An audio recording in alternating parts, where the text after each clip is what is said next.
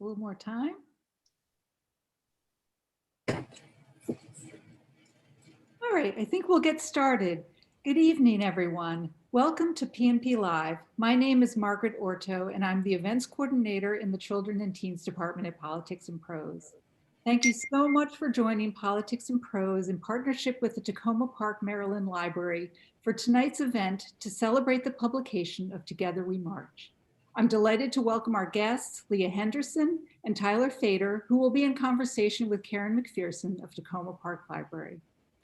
You can click the link we will drop in the chat to get your own copy of Together We March.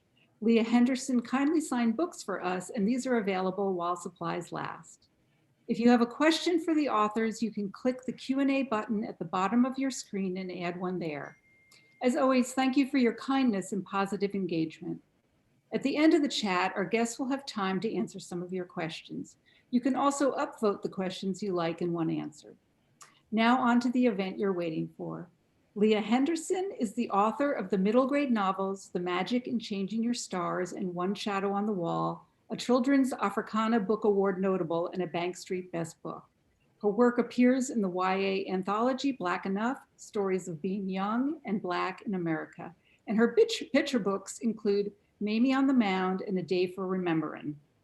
Leah holds a master's in writing and is on the faculty in the Spalding University MFA program.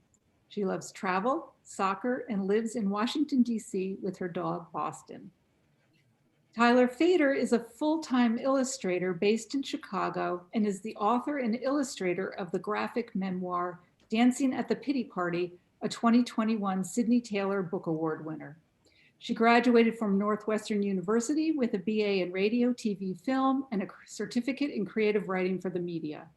She further honed her comedic skills at the Second City Training Center, where she graduated from the writing program.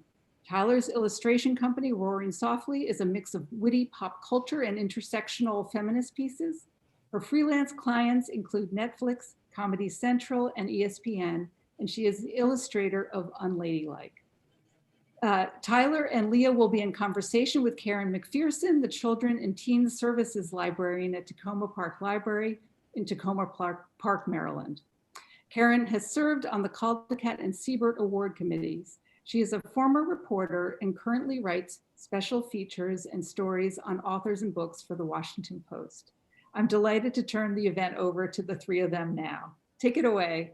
Okay, great. Thank you, Margaret, for the great introductions. Appreciate that. I am thrilled to be here with Leah and Tyler.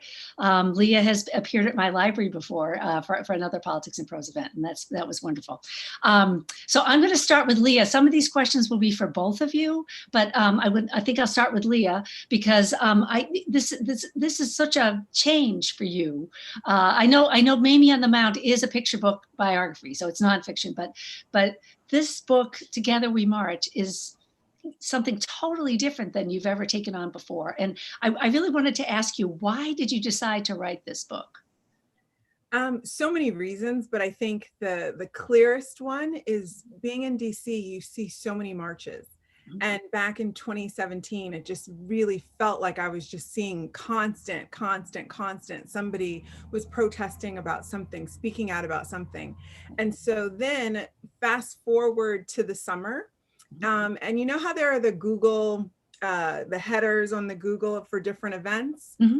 On a particular day in July in 2017, there was a Google image of the silent parade. It was the 100th anniversary of the silent parade. Wow. That took place in New York, where about 10,000 African Americans marched in silence in protest of lynchings and other injustices. And I remember thinking, you know, I heard about this march a long time ago. And, but as you're hearing from friends and other people, they're like, how come I never heard of this? Or what is this? Wait, what happened? And so for me, it was one of those moments where I was like, you know, what other moments like that are historic in that nature do I not know about? Or have we not heard about very often? And so then I love research. So I went down my rabbit holes, many rabbit holes. And that was kind of the start of everything. And I was like, you know what, let me figure out how to put this together. And it actually started as a poem. Yeah, so it started as a very short poem with a lot of back matter because I love, like, I couldn't decide what to include and what not to include in the back matter. So that's how it started. But my editor was like, I love what you're doing in the back and I like where it's going in the front. How can we merge the two? And I'm like, it's not going to be a poem. But that's how it came. That's how it all started. Wow, that's a wonderful story. It really is. So the thing is, you had to figure out, you had to choose 25 marches and then do all the research. So can you tell us a little bit about how you chose the marches? And then, the research seems like overwhelming to me, frankly, but I took years off my life. I took years off my life. I didn't have a number in mind. It was more about which ones kind of spoke to me in different ways, because there are a number of marches that they're speaking about the same things, right? They're kind of exactly the same in a lot of ways. And I was like, okay, well, maybe I won't, if I do this one, I won't do this one because it will feel like I'm kind of repeating the same conversations. So I researched a lot more than 25. Wow. A lot more than 25. Wow. I have stacks and like up to my hip stacks. My dog would wander around stacks, like looking at my copy, they're teetering of papers, just reading through things. And the ones that kind of rose to the top for me were the ones that had something a little bit different. Something that stood out that I could really kind of hold on to and engage kids with. Wow. Okay, great. Oh, that's fascinating. And can I ask if you've ever been in any of the marches that are more recent, of course? Yeah, I mean, have you marched? Honestly, I have marched. And one of the interesting things, some of the more obscure ones are the ones that are closest to my heart, because it's kind of like, sometimes people are in these spaces and you're like, is anybody else angry about this? And so those little ones like the Muppets and all of the ones that people might think are insignificant in some way, they really aren't. And so those are the ones that I really champion and get behind. Wow. Okay. Thank you. Yeah. And so Tyler, I want to ask you, we just learned that it is the usual process for author and illustrator in books and kids' books. Tyler and Leah they didn't work together on this. It was a separate process for each of them. So Tyler, how did you go about, trying to figure out what kinds of illustrations you were going to do? What kind of research did you do for your illustrations? I was lucky in that Leah provided like a ton of information for each march. So there was plenty to work off of. I did a lot of Google image searching for like fashion. There are all these crowd scenes, and as an illustrator, I haven't done a ton of like historical illustration before. So normally when I'm drawing a crowd, it's just like t-shirt and pants. And you can't do that for a march from earlier in the 1900s. So I really learned a lot working on this. When I was in high school, just the way that my schedule worked out, I ended up not taking a lot of history classes. It was like an economics class counted for the same credit and stuff like that. So I felt like I got a nice history lesson here, and it didn't hurt that it was written for kids. So very accessible. Exactly. Right. Well, and one of the things your illustrations really do add interest to the text. I mean, they really pick up, in places, where you really want to have some kind of an illustration of something. That you're also, the cover of the book is really wonderful. I don't know if can you show any art from that at all, or just show the cover art? So I didn't come up with the cover design. It was our art director, Deb's design. But I don't know if you can see, but inside of the letters here is it's a mixture of the crowds marching from each march. So we wanted to have these hands at the bottom here. They have like bright fingernail polish and a jean jacket on, which is like a modern kind of Mhm. outfit. But then these are all these historical marches that kind of like paved the way. Yeah, it's for the great. It's person. great. Yeah. Yeah. And then in the end papers, there's all these signs. And well, that's one thing that Leah mentions in her introductions, or I think me, or the final note, about how important the signs were. How did you pick those, Tyler, for the illustrations? And I was provided with a big long list. There were lots, lots to look at. And it was cool to see like the way that people make signs has kind of changed throughout history. And in the earlier marches, they were very like, really like proper looking signs. The lettering was very like formal. And then towards the end, it's like colorful and wow. more casual, people making them on like cardboard and stuff. Right. Yeah. Yeah, it's interesting. It really is. So yeah. And Tyler, one more thing about the illustrations. How do you do your art? Is it all digital or Yeah, I draw on an iPad, so it's very similar to drawing on paper, but it happens to be digital. It works well because I'm left-handed, and like the way I hold a pen is where this part of my hand is on the paper, like this. Right. So when I do traditional art, it can get really smudgy. So it's a blessing to use a digital tool. I don't have to worry about that. Wow. Yeah. Oh, that's great. Okay. Yeah. So Leah, do you have a few favorite of the marches that you could pull out now and say, this one's amazing or that one's amazing? I know they all are, they're all different, but I'm just curious if you have a few favorites or some that were particularly inspirational for you. I don't know. I think, so one of the things for me, as she said, she was provided with a lot of signs. I appreciated it. It was very good. I went down these massive rabbit holes making lists of signs. And some of the marches, it was because of the signs. Like the signs had such personality to me, or the signs had like a level of defiance that was like juxtaposed these people that seemed very serious, or so some of the marches in that way. But I mean, the children's march back in the 60s, I think is one that just stands out in so many ways because of what they endured. And I think that's one that's, it's talked about in a lot of different books, and there's a reason for it. There was a level of strength and kind of just this knowledge that I can make a difference, I can change something, just me, just my 2 feet walking out there, in defiance. You can do whatever you want to me, but I know I'm in the right, and I'm gonna, like, those types of marches. So then when I look at one like that, and then I fast forward to the ones of today, where a lot of them, like the kids are out in front, they're the ones that are saying it all. And so I just think about those older ones where it's a mirror of what we're seeing in different ways, and how they're handling it, along with the social media that they're using. And one for me that really just stuck out for a number of reasons was for the final one in the book, the one that made number 25, because the book was pretty much done and it was going to print.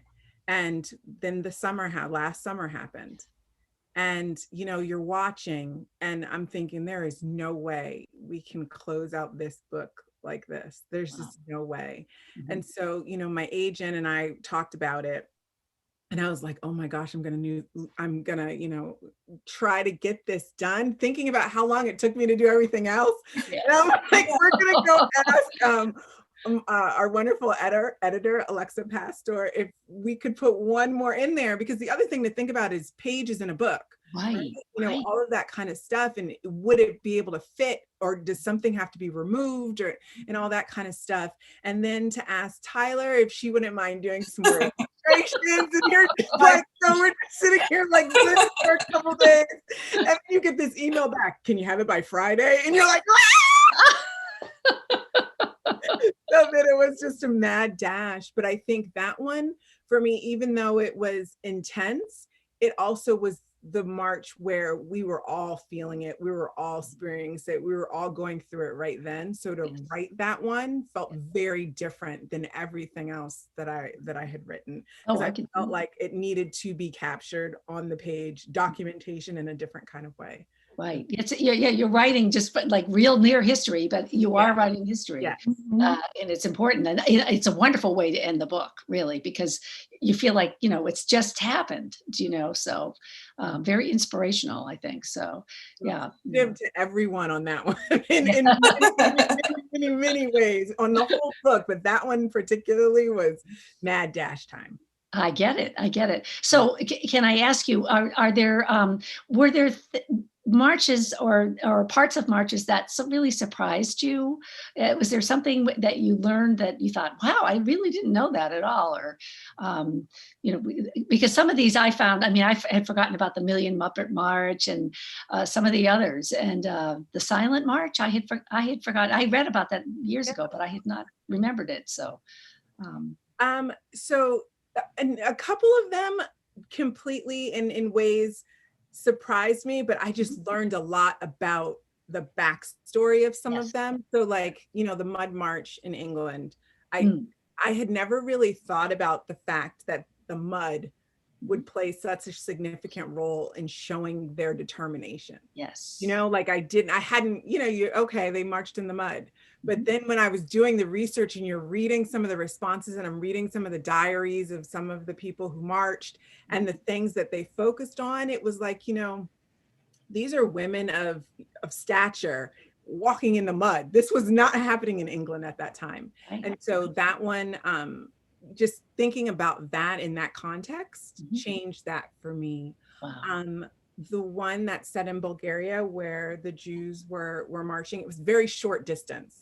Very short distance, but I felt like this book is about voicing your to say no, not anymore, not again, we're tired of this, whatever it might be. And I felt like that was an excellent example of that. And that one for me was one, why didn't we hear more? Why haven't we heard more about this? I know that there are complications to all of these stories, a lot of the marches that happened in the book, and there's so much more about them that's on the other side. But that was another one where I learned a lot.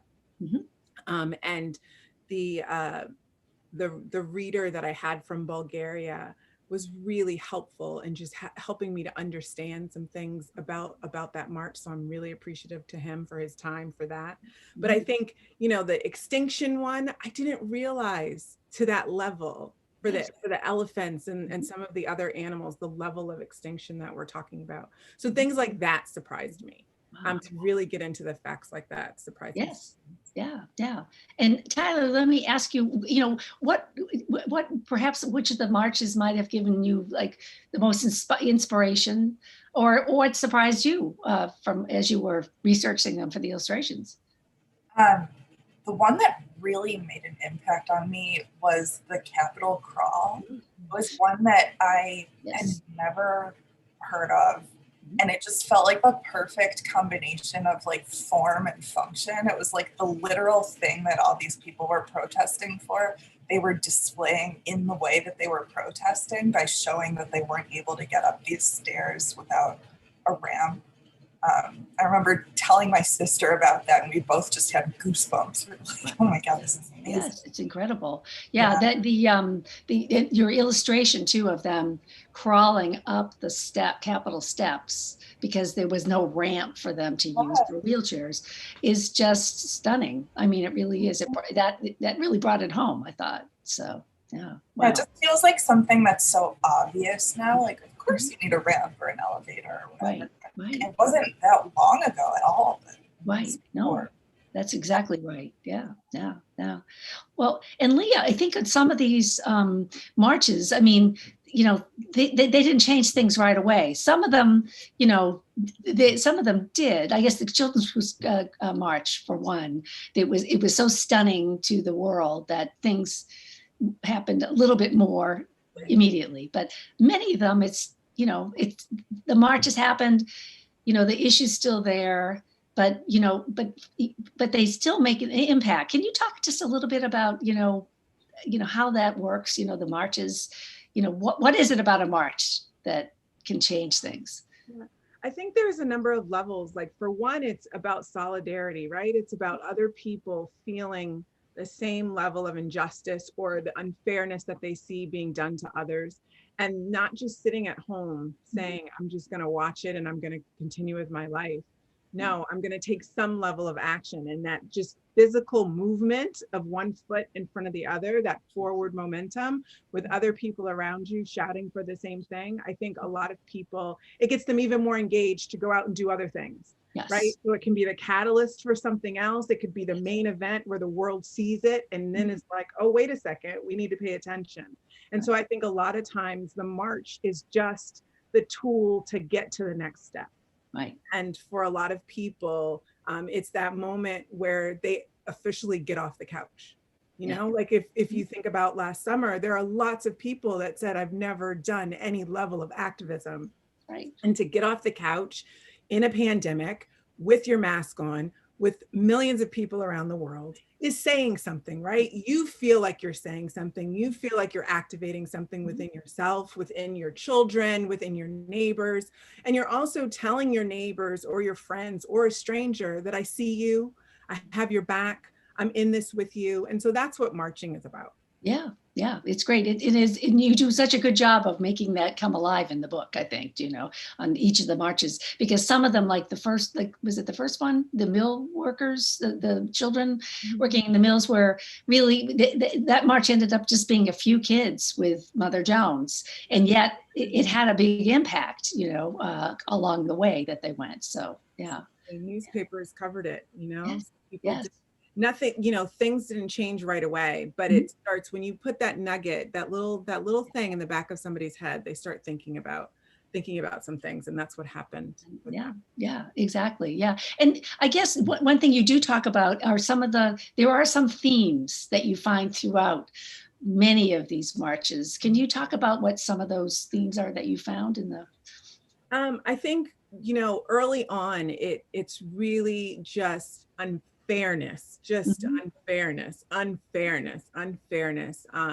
It's also about the inequalities of race or sex or, all of these different things. And it's really about the ones in power turning against those whose voices are getting muffled or who aren't getting heard at all. And so for most of the marches, I think those themes come up again and again and again and again.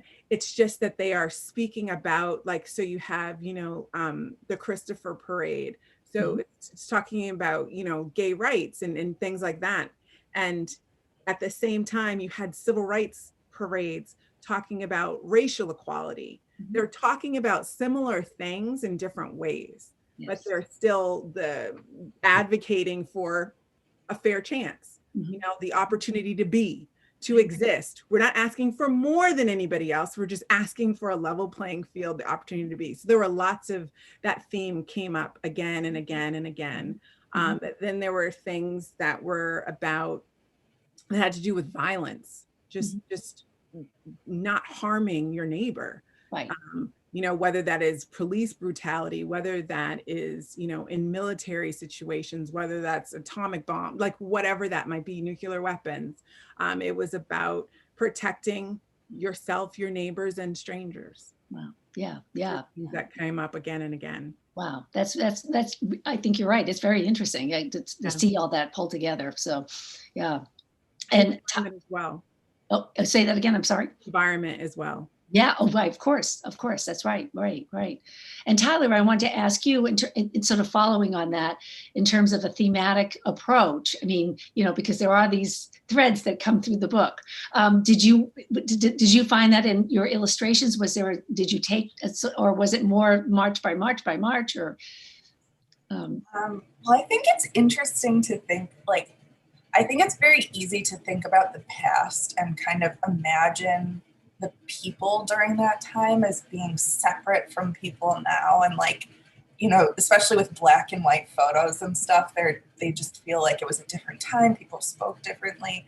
But if you were alive then, that was just how everyone spoke. So it's like these crowds of people are just crowds of people fighting for similar general ideas no matter where they are, and just they have different clothes on or the settings are different, but still just like a sea of faces. Yeah. For each march. Yeah, that's interesting. Yeah. Was there some part of doing the research for the illustrations or doing the illustrations that you found particularly difficult, in terms of trying to figure out, well, how will I illustrate a particular kind of, one of the kind of marches, I don't know. Well, it's always tricky doing crowd scenes, just as an illustrator in general, especially when it comes to social justice. I want to have a good representation of all the groups that are there. But it's different drawing one person holding a sign versus drawing a ton of people holding signs, because not everyone holds a sign the same way. So you've got to look at like different poses and positions and which directions the signs are facing. It's just a lot of like little logistical things to think about. Right. And see, I wouldn't even think of that because I'm not an illustrator. So that's fascinating, actually. Yeah. So, and I did want to ask a little bit about, well, one thing I didn't ask you, Tyler, is if you've participated in marches. Has it been something that's been part of your life ever? Or, I did not. I have pretty bad anxiety, especially in big crowds. So the way that I try to get involved is by using my art somehow. So with the Women's March, I made a bunch of art that people could use on protest signs, and then I donated the money for that to a cause that well, that's great. I mean, you're really sort of marching along with them because you've got the art and your signs that right out there. That's wonderful. Yeah. So, and let's see, I did have one thing I wanted to ask Leah, which is you write, and I thought this was fascinating, that marches are most effective when they are part of a larger movement. So can you talk just a little bit more about that? I'm just curious about, could you just enlarge on that, I guess? So yeah, it's kind of like what I was saying before. It can be the catalyst to something more. Okay. So, you could march in your area and like minds within that march, you all come together to do the next step, to have an organization that, go out to get the vote out. And if you've done it with this group of people that you met at this march, or, in your town, you have a march that has something to whatever it has to do with. A lot of times you'll find that the people in that room start thinking of other things they can do, whether it's community outreach, whether it's own education for themselves, whether it's just kind of, sit-ins or teach-ins to kind of discuss on more of a scholarly level. And so a lot of things can spring out of marches. And we've seen this over and over again. Like when you look at the marchers, when it was the gun violence, a lot of things came out of that. They had a bus tour. They went around the country speaking about stuff. They were trying to get people registered to vote. And so all the different branches that come from that one route is why marching can be such a pivotal moment. I think it's fascinating. It really is. What the kind of impact they can have. So that's right. Exactly. And one other thing I wanted to ask you about is the detail you put into each of these telling about each of these marches. Things like that. In the one march, I forget which one, but they used Christmas card lists. So all those kind of detail. How did you pick what things to put in? I mean, was that hard? Because you said you had all this research, and I understand that, So. I don't even know if there is a word created for what it was. And hard is like down here on the list, and it's somewhere off the screen. It's first of all, I write long, right? And so for me to understand what's going on, I probably had to write 40 pages. Right, to that one march, to understand, because I needed to understand what I needed to tell kids. I needed to know it myself. I needed to be able to explain it to myself. And I kept finding, I'd write a couple of pages and I'd keep finding gaps. I'm like, well, you don't really know what you're talking about. Okay, well, that means that I need to go now research this little nugget of a thing. I have like 20 books, and I go look at those 20 books, and then I'll come back and I'm like, okay, I can write that paragraph. And so I did a lot of that for more than 25 marches, like I said, because there were other marches that I considered Yes. that just didn't make the cut. And so it was a lot of learning for me and a lot of patience by Alexa, my wonderful editor. And a lot of like, it's not quite there yet, but you're almost there. And then, can you make this 5 pages into 600 words? Oh. Like, you know. Oh my gosh. I mean, that's hard because it has to fit into that page, 2-page format. Yes. Well, it actually, in a way, it was a little bit helpful because I knew I was going to write everything that I needed and I was okay with that. And so to have a number that I had to reach, yes, you have to just start making hard decisions, right? And so Alexa was really helpful in helping me figure out what rise to the top, what needs to stay, and then what needs to go, and then me figuring out how to say it. Great. Yeah. Yes. So we did a lot of that. It was like I said, the word hard is down here and it was somewhere over here. It is amazing because I mean, it's a great way to do it, the layout with the 2 pages for each march. Then of course you have to make room for Tyler's wonderful illustrations. So you definitely had just a certain amount of space that you could use. So yeah, that's great. Well, why don't we go to some questions from the audience, if that's okay. Let me see, I'm going to pull up a few. Let's see. We have something from, and this goes along with what you were just saying, Leah, which is, were there things that you found in your research, this is from Beth, were there things that you found in your research that you could not include in the book, either because of the extent of how big the book was, I guess, or because of the audience?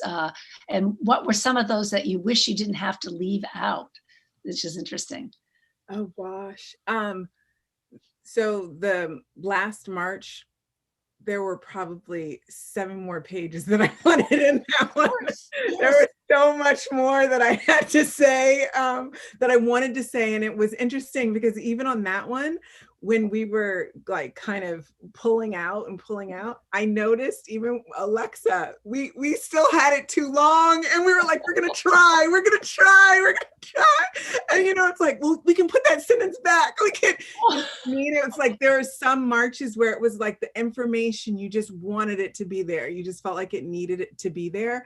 I think for the most part, the hope is that when someone reads the book, it'll make them curious to go explore so many more things about each of these events, a couple of these events, one of these events, because there's so much more to know about all of them. Wow. Just so much more. Yes. Whether it's about, the people who started, who conceived of the event, the people who did the grunt work, the heavy lifting of the event. It was just, there's a lot of fascinating stuff behind those people and the moment that they decided to say, okay, I'm going to do this. Right. Okay. All right. And that actually feeds into another question from Joaquin. It says, can you share an eyewitness account or interview that you undertook in your research that really impacted you? So like I said, when I was doing the one for Bulgaria, and I was speaking to a gentleman in Bulgaria who was helping me just understand in our conversations back and forth, I think for me, I was just hesitant because I felt like I just didn't understand enough. I felt like there was so much more to understand that I hadn't even cracked the surface of. And so you're kind of like, like you're doing this little dance. And I think so that one for me was interesting. The crawl was another fascinating one because like Tyler, you hear things, right? You heard President Bush's words about, let this wall and all this come down, but you didn't really think of the moment. You didn't really think of what people had done all over the country to get to that moment and to be able to do it in a lot of cases. Mobility they weren't always able. And so, a lot of people doing phone trees, a lot of people writing letters, a lot of people, chaining themselves to things at buildings, buses, whatever it might be. So that was another interesting one to hear some of the first person accounts of what went into that Yes. day even coming to fruition. Oh yeah, yeah. That's that. Thank you for sharing those. Those are fascinating, I think so. And we have a question from Bill who asks: are most of your selected marches from the U.S. And maybe some from Europe, or did you choose any from Asia, Africa, South America? Which I didn't ask you that question. It's a good question. Yeah. So there are a few from other places. So there is one in South Africa. Mhm. That had to do right at the end of apartheid. So there's that one that's in there. There's England, there is Bulgaria, there's Kenya. So that's the animals that I was discussing. And that one, it has some reference to Asia because of, the ivory trade and different things like that.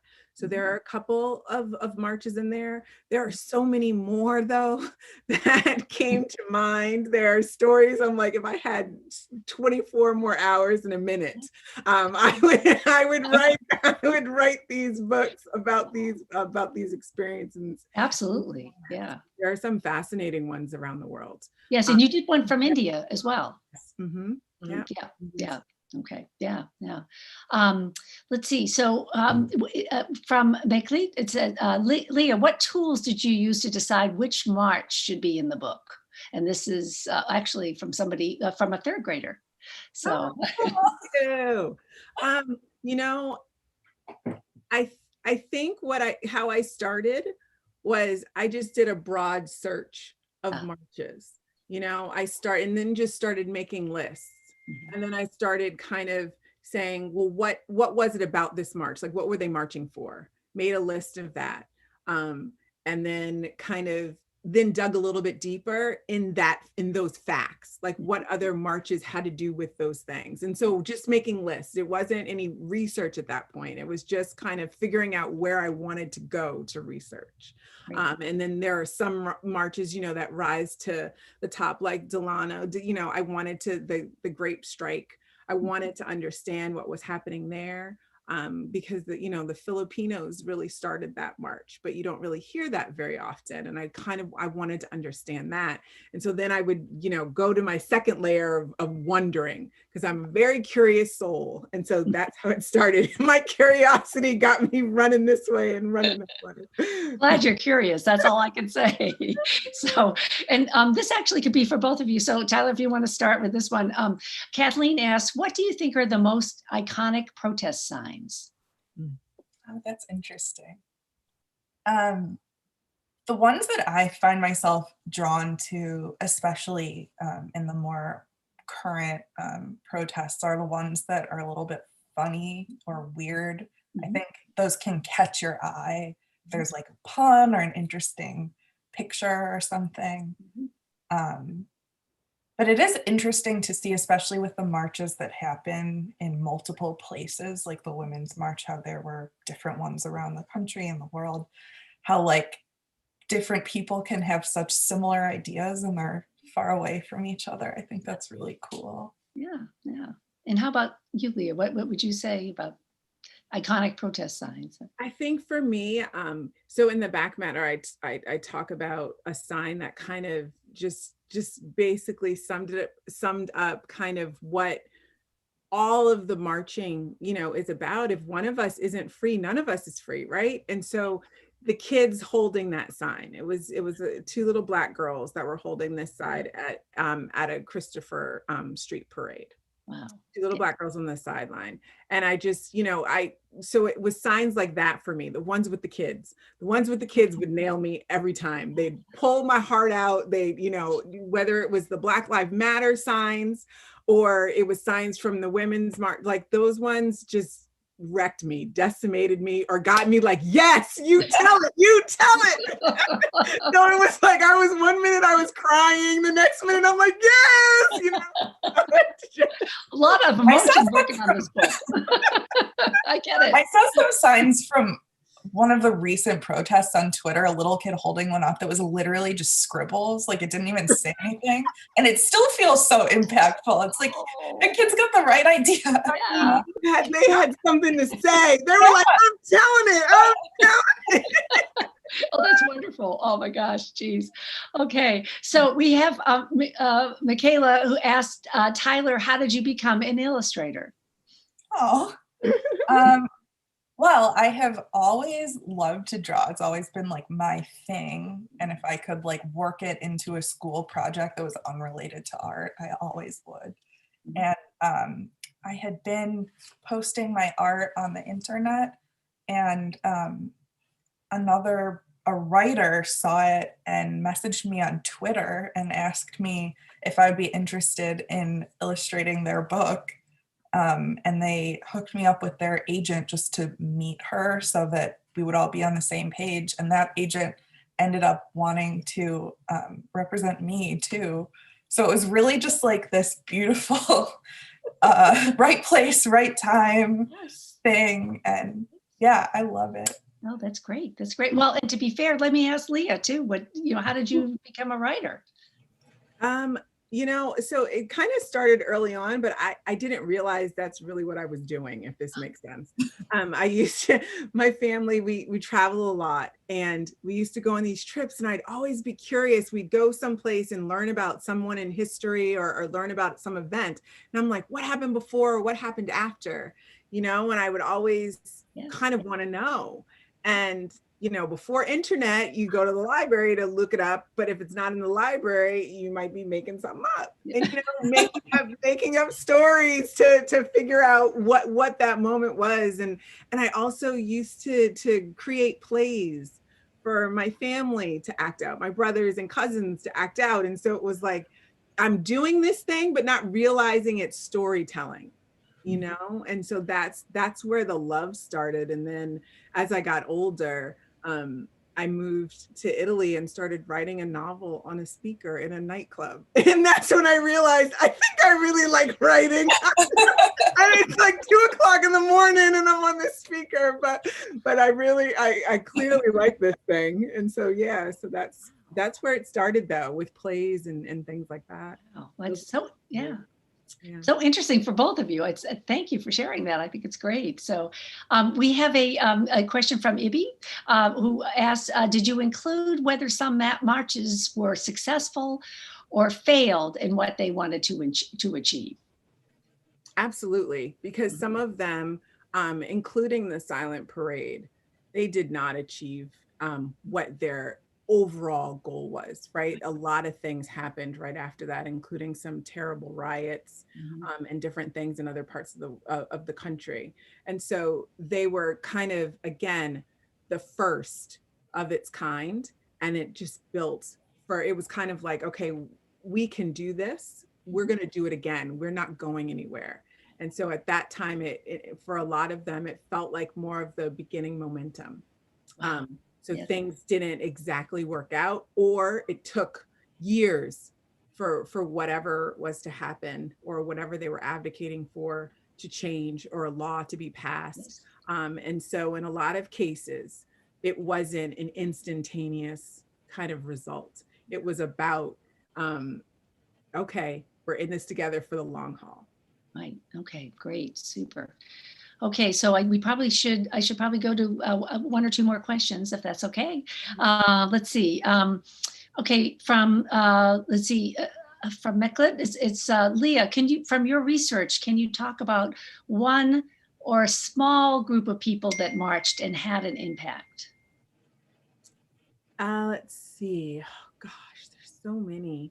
I think for me, the one that was really interesting in a number of ways was the Muppet March, in a sense, right? Because I don't think a lot of people really thought about what public television is really about for a lot of communities. Like, I don't think that they really took the time. I know that for me, when I was reading and researching about it, you know, you're thinking of it on one hand, but that's preschool for a lot of people. You know, that is early learning. That is learning for older people that are at home and might not have, you know, had the opportunity to do a lot of things. That is learning for so many people. That's radio for so many people that don't have other access to other things. And it was just one of those where that little march signified so many branches of so many other things. And I thought that that one was really interesting in that way.